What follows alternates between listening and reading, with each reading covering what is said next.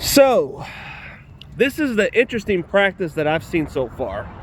So we saw Spencer Burford getting some looks at tackle in practice.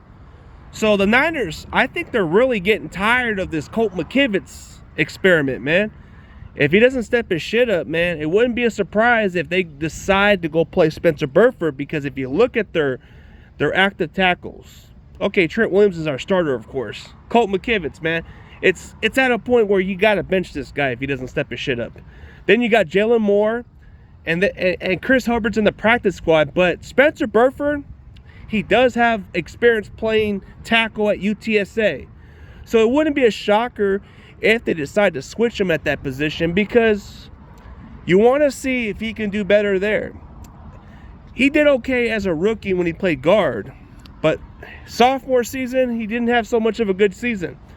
So maybe switching him to tackle might be his best fit, because I think in the long haul, he might be a bargain compared to McKivitz in the near future, because if McKivitz don't step his shit up, you might want to go with Burford. Burford's got more upside. Burford was playing decent at guard for a moment, but now he's not quite a good guard. But maybe playing him at tackle would be great. So I think he has the great footwork to play that position, and he's got the athleticism to move pretty well. So I don't think it would be a difficult transition, because when I interviewed this kid coming out of UTSA, I was impressed by his versatility, because he played guard the first 2 years, and then he played tackle the last 2 seasons at UTSA. So if they give this kid a look at that spot, I'm okay with that, okay? Because you got nothing else to lose, because McKivitz ain't cutting it right now, man. I don't know how many chances we're giving McKivitz, man. I've given him his flowers from that time, but I think it's at a point where you got to move on with this guy, bro. He's worse than McGlinchey. And even though we saved a lot of money, you might need to go with Burford.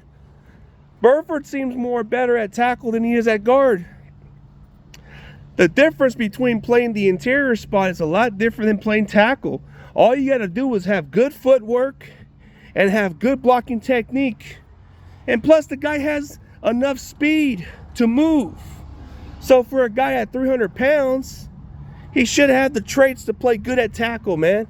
I think his transition to guard is a plus, but I think he's more of a tackle, man. So I think I would be okay with that. So if McKivitz doesn't step his shit up, man, go put Burford out there, man. I don't know about Jalen Moore. I've seen enough of Jalen Moore. I don't think he shows enough to be a good starting quality tackle. I think with Burford, you got nothing else to lose with this kid. And if he doesn't show enough, then, hey, at least we tried to move on from McKivitz. But at this point, you got to see what you got. So I think I'm okay with that part, you know.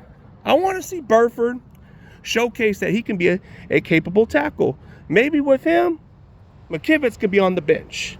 That's what I want. Because if McKivitz doesn't show enough, Merrill, I don't want to see this guy on the field. Unless we have extra lineman package, then he can go out there. But with Burford, man, he's a good run blocker. He's an okay pass blocker. He just had a sophomore slump. I just think playing guard just isn't quite what he is right now. I think he's more than capable to play tackle right now, because his footwork kind of fits pretty well. Because when I watch offensive linemen move from that position at tackle, you got to have great footwork, and you got to have good type of movements to block, especially the edge rushers. Burford might have had faced different competition, but can he translate it at the next level? That's what we get to see. But he can't be any worse than McKivitz, man. That's all I got to say.